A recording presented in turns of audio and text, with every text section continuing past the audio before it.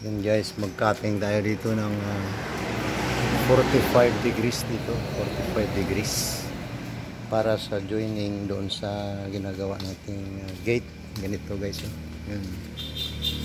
Yan. 45 degrees para sa gate natin gagawin. So dami na nga akong nag-cut guys, oh. Yan. Pero mayroon pa nga 3, 4 pa yan na hindi na-cut. Kaya pakita ko sa inyo kung paano mag-cut guys. Okay, yan. So before tayo mag-cutting guys, dapat sundan natin ito yung parang join dito sa gitna ng sa loob ng GI pipe. Yan, yung join na yan, dyan ang basihan natin ng kanto, yung kanto, pinakakanto. Tapos ilagay natin itong pattern na ito. Okay, yung pattern na ito ilagay natin. Gumawa ako guys ng pattern. Ayan, ilagay natin ito, yung pinaka-pattern. Dapat naka-inline yan dyan. Ayan. Ginawan ko ng marka dito. Ayan, may marka siya dito para masundan natin yung pinaka-center nya. Yung pinaka-tuktok ng ating katingin. Guys, tapos lagyan ng kuritan dito guys. Lagyan natin ng kuritan dyan. Yan, lagyan natin ng kurit.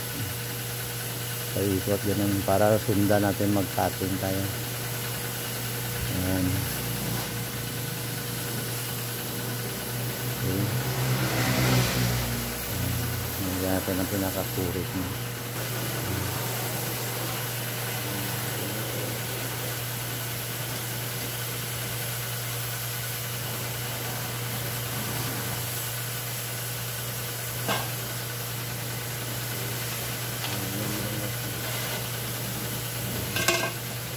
May marka na sa guys. Yan ang i-cutting natin guys. Yan. Hanggang doon. Paikot. Okay.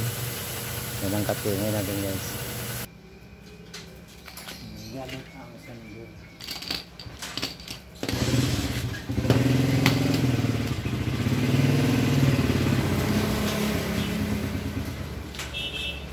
Gamit tayo nito guys.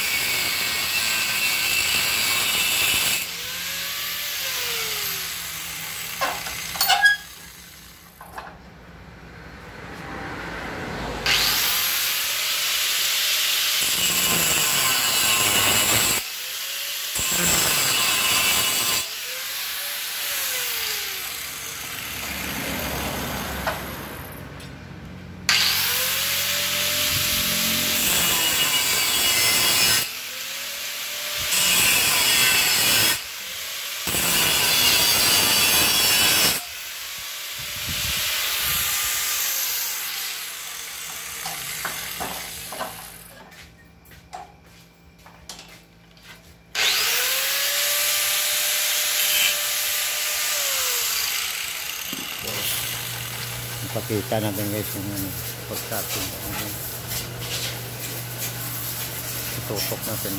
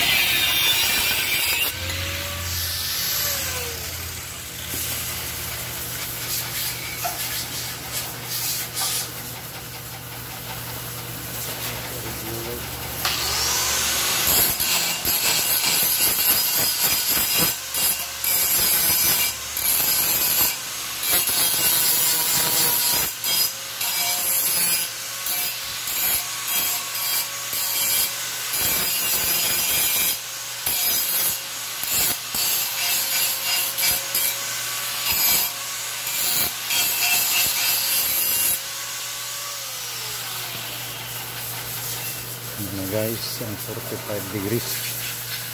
Yan ang 45 degrees. Okay. Yan, ganun natin guys. Ganyan siya.